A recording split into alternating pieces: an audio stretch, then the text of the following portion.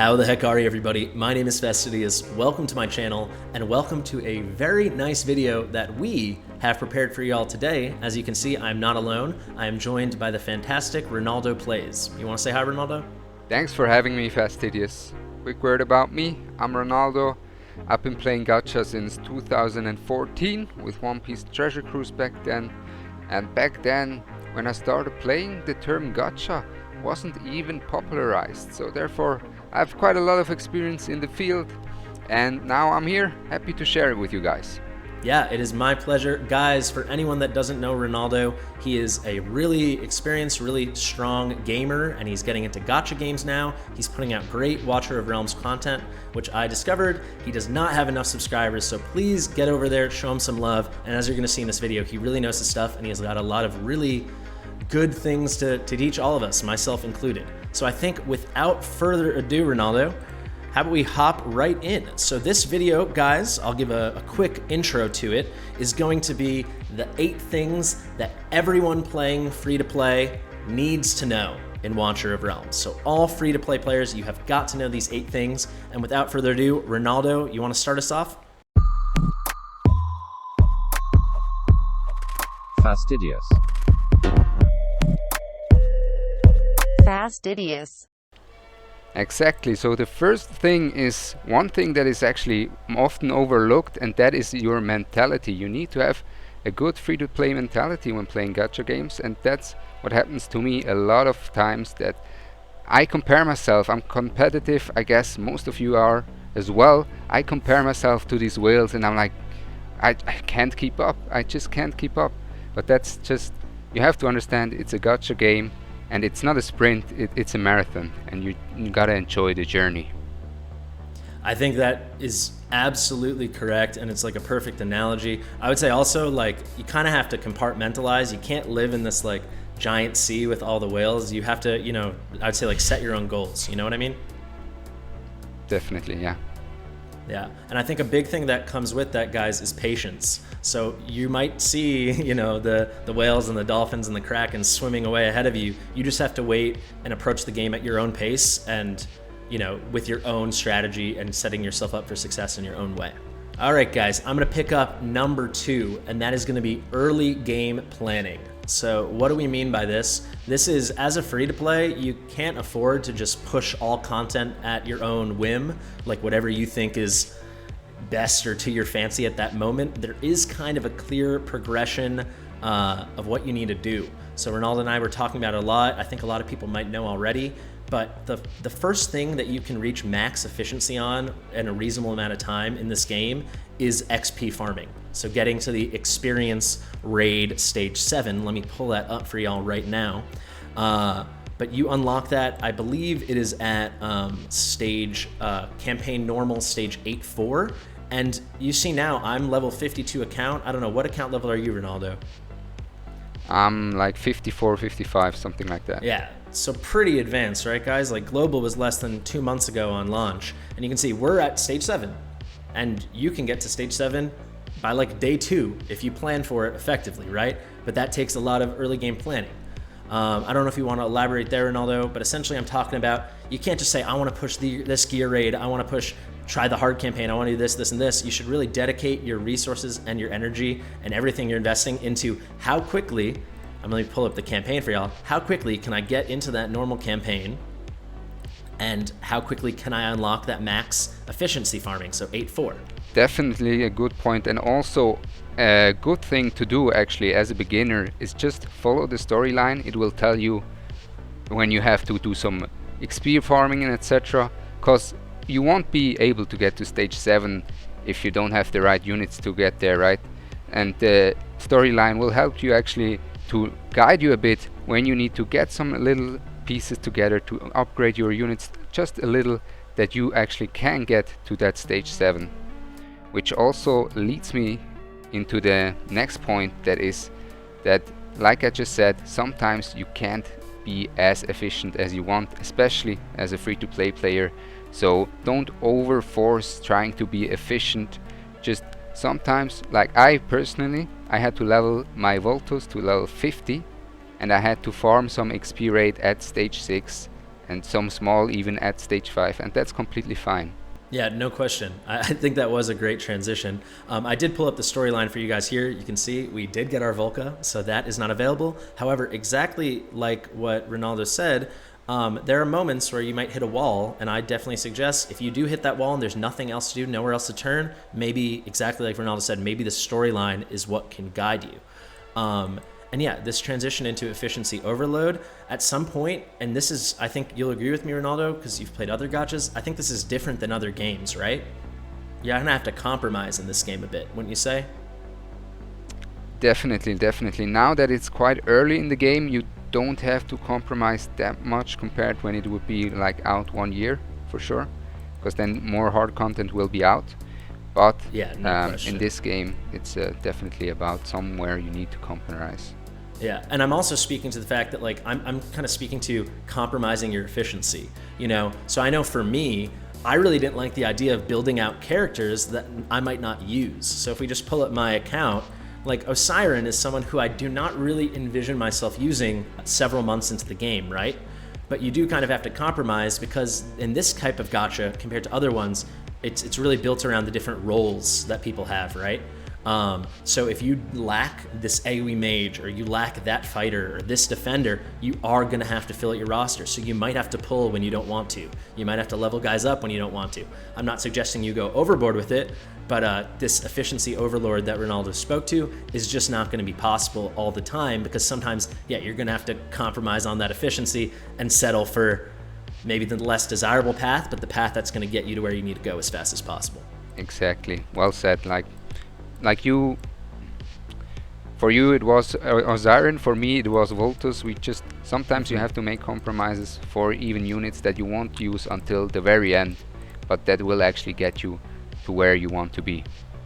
Yeah, no question.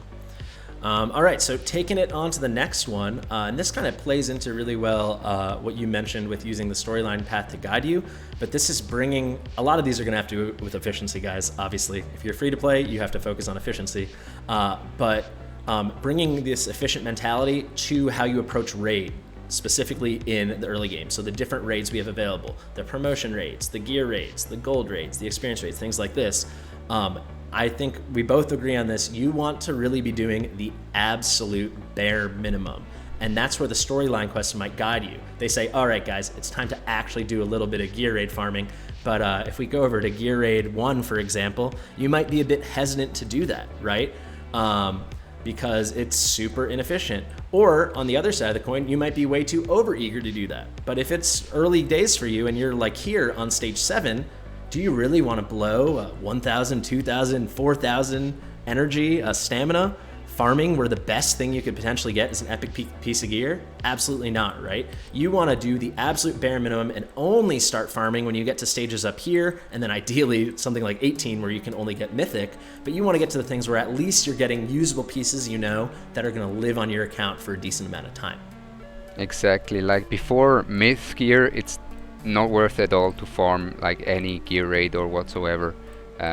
Sometimes you need a little for the storyline, just like you said, and not just the gear raid, but especially I want to touch on the artifact material raid that I've seen some people do quite some mistakes, because the artifact material raid is just so inefficient in terms of stamina if you're not at stage 18. Yes, I'm talking about the last stage. Before that, it's just not worth it, because you get a few of these,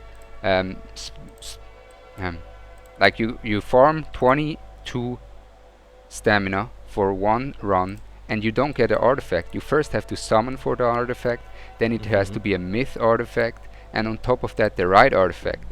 So it's really inefficient. I am at stage 17, and the first time that I started a little of artifact farming was at stage 17 because of the event. Yeah, absolutely. And I almost feel like you're calling me out, because I actually kind of love to do artifact material raid, but that's just because I think it's fun. However, like, there's no question, and I will say, just to really drive this point home, if you ever do want to farm, please do not farm where you can only get the broken meteorites, these epic pieces. At the very least, be going for the legendary pieces, because I promise you, it doesn't matter what you think the bonus is, like the special attribute that might come from that artifact. the quality, let me go into my heroes to show you, the quality of the stat bonus alone of an epic artifact, I actually think I might have sold all of mine off, is so much weaker. I can even show you just with the difference between legendary and mythic artifacts, and now this ties into what Ronaldo was saying. So here you go, it is plus 10. Let me see if I can find one that's plus 1. Okay, so here's plus 1 Scarlet Hunt. Doesn't matter what Scarlet Hunt does for this example, just look at the base stats of this artifact, right? So this is a mythic artifact I got on my Deimos, 2200 HP, 777 attack, right? 777 attack. If I quickly go to re-equip and put on a fighter piece that's level 1 of the legendary variety, look at that, 950 and 335. It's like well less than half as powerful. So like what Ronaldo's saying is you want to get to the point where you're just getting as many of these specific meteorites to get mythic materials at higher percent chances as possible, because otherwise it's just you're getting things that will be off your account so quickly. Exactly, because it's different to the gear, right? If you get some good legendary gear piece on the weapon, for example, the weapon main stat is not that important, but the substats can actually be really good, and the legendary piece That's a great point. could work on some characters, right?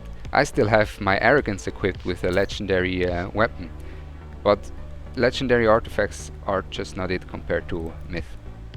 Yeah, I will say one caveat, having any artifact on your champion is important. So that's again where you can use the storyline quests to guide you, because they will tell you to do things in artifact raids, or maybe an Oracle's Trial pops up. Take advantage of that just to get a little bit, just so you have enough to put something on every one of your main heroes. But don't worry, like what Ronaldo's saying, if it's not good stuff, because that will come later on. Sure, and the next thing that we actually want to discuss is that you should optimize your summons, and that doesn't just mean go for 2x events. Well, as we all know, as a free-to-play player you won't have as many summons, and therefore you will have more specific needs.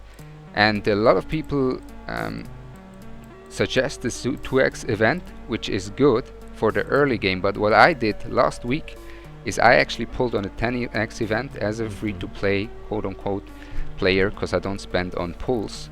I pulled on a 10x event simply because of the epics. The epics were just so good. Even if it would have been without arrogance, I would have pulled it, because I needed some healers and a tank, and it was both included. And on a 2x you don't even have the epic boost, right? Yeah, 100%. And let's say you're coming from another game. Let's just shout out Raid here. I think a lot of us used to play that. You might be like how I was, where I'm only going to ever pull on 2x, because on a 2x, you're also getting 2x chances on epics. And as a free-to-play player, you kind of build your whole life around epics. I mean, legendaries are nice. They're beautiful with their little gold trim on the card here in your roster, but they're so hard to build.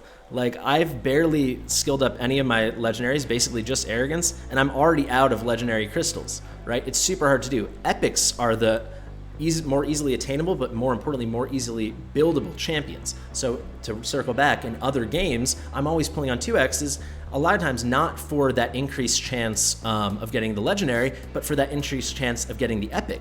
However, we do have a 2x live now, so perfect time to demonstrate. In this game, at least thus far, I really hope they add this in the future, but currently they do not have 2x on epics, only 2x on legendaries. So as nice as it is to get those legendaries, whether it's a 2x or not, you're still only looking at this, what is this 8% chance to get an epic. So to circle back to what Ronaldo's saying, last week I did the same thing. We had a 10x and I got both of the two 10x champions, the two 10x epics, excuse me. We did also get arrogance, dash. But Midon, incredible AoE HP based healer, and Olag, arguably one of the couple best defenders regardless of rarity in the game. And these are champions. You only have an 8% chance of getting them, whether it's a 2x or not. So let's go for the 10x and make sure that when we do strike purple, not gold, but purple, and get the epic, we're getting the epics we want. Definitely, and also a thing to consider as a free-to-play player in the early game is that you pretty much cannot afford to wait 2 weeks to pull. You just can't. Yeah, like you need to fill out your roster. So that's something that bothered me. It's like I did not want to I want to use my diamonds for energy, which we'll get to in a little bit. But I had to use my diamonds early on. You guys probably saw in my free-to-play series, people were like, why are you doing so many summons? It's like, because I need to progress as fast as possible. We needed to get Vulcan in 20 days. That was our big goal, to do it as fast as possible. That's not going to happen if you sit around, waiting for these champions that you don't have. without pulling for them, right? You need those champions on your roster, those heroes on your roster, so you can get the content done. In this very roster role-based game like this, where you have the different classes of heroes and it's a tower defense and they all are synergistically working together, if you're missing one, the whole kind of puzzle falls apart, right? Definitely.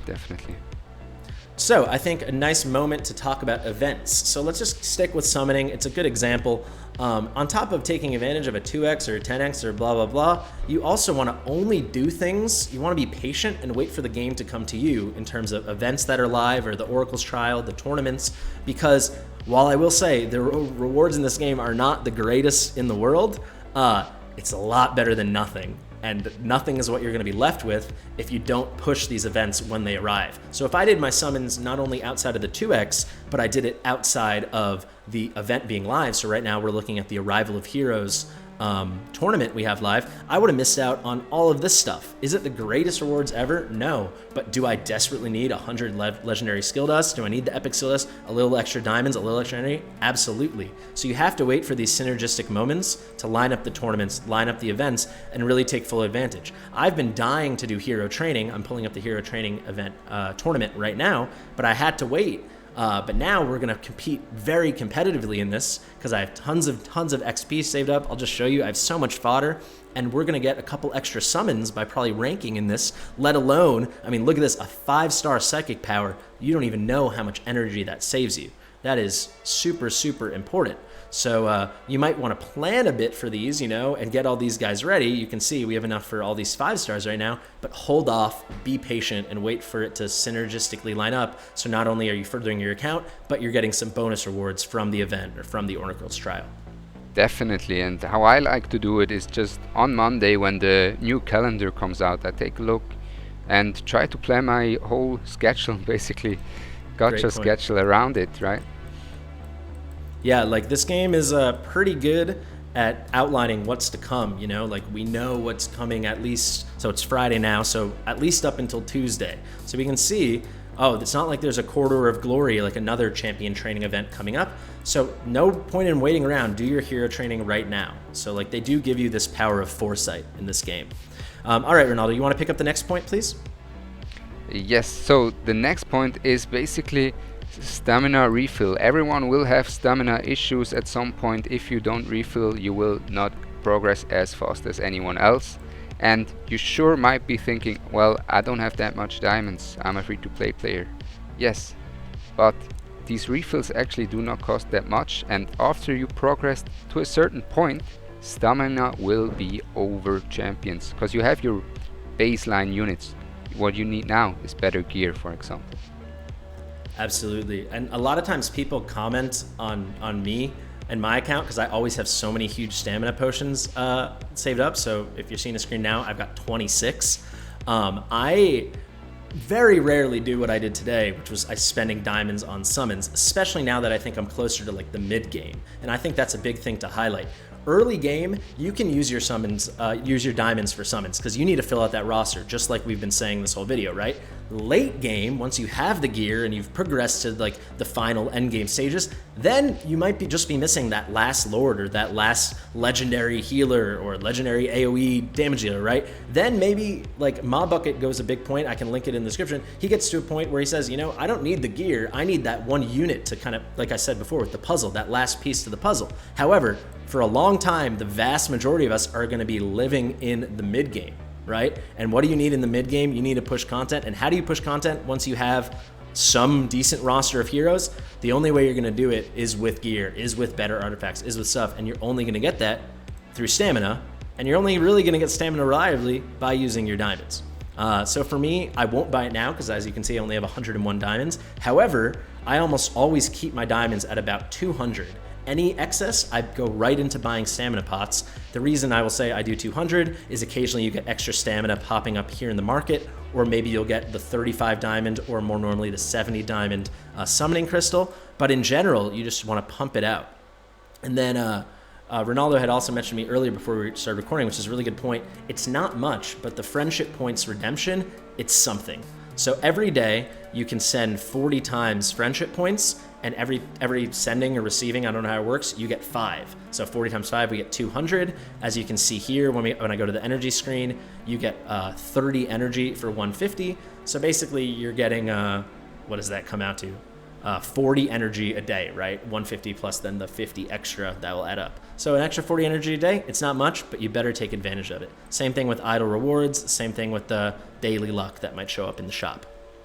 Definitely, but what I want to add specifically is when you want to refill is definitely when you're doing these resource rates, being it XP or gold rate. This is really this is really important, especially actually, at if the I can gold rate. interrupt you here, I actually think I disagree, because what I really like about this game compared to like a game like Raid or something is you can refill in kind of like a permanent way, right? So what do I mean by that? My stamina potions, it's not immediately going to my fresh stamina pool and going to excess. You can save them up. So like, for sure, I agree with what you're saying. Use them for things like this, but don't be afraid, just because you're not going to need the stamina, to buy the stamina and then save it for later.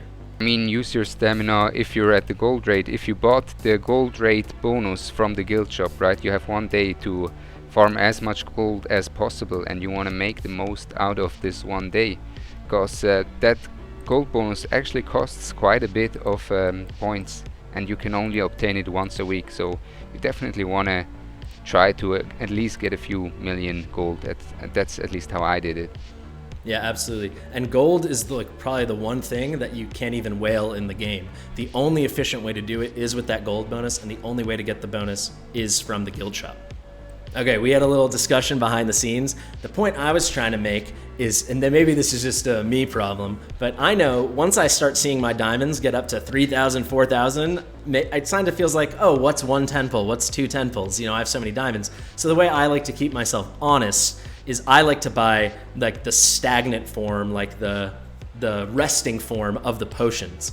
So what Ronaldo's saying is you can also just buy the fresh 200 energy here for 60 gems or 60 diamonds, but I just like to buy the potions so I can stockpile them and kind of keep myself honest.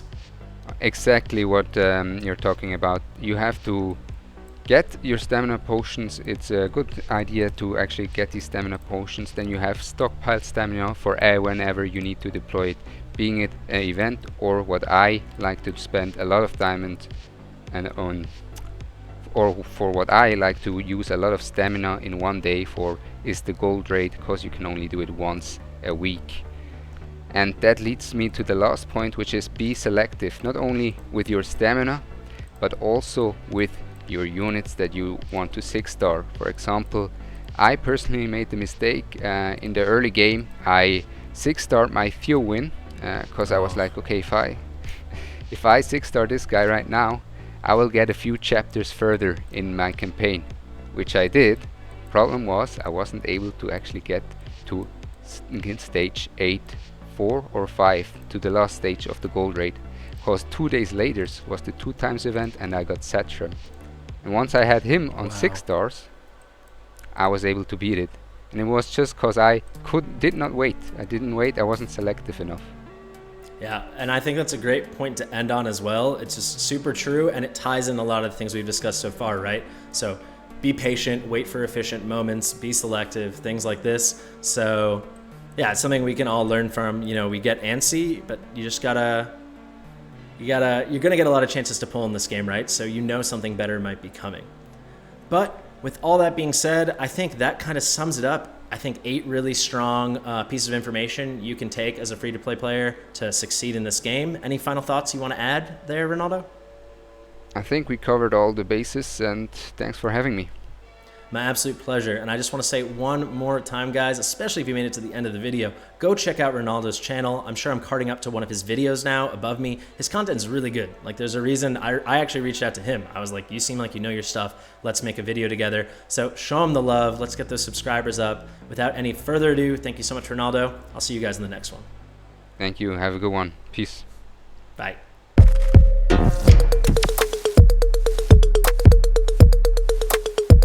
Fastidious.